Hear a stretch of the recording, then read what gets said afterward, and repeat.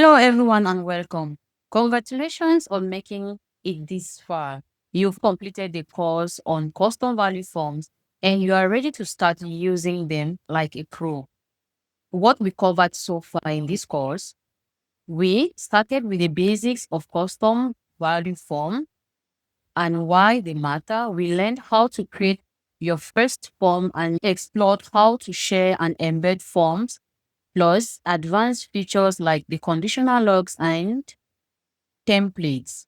No matter your role as an agency or a business owner or a team manager, custom value forms helps you to collect and reuse data in ways that saves time and reduce mistakes. If you find this course useful, make sure to subscribe to the channel, check out our plugins and tutorials, and join our community for support and tips.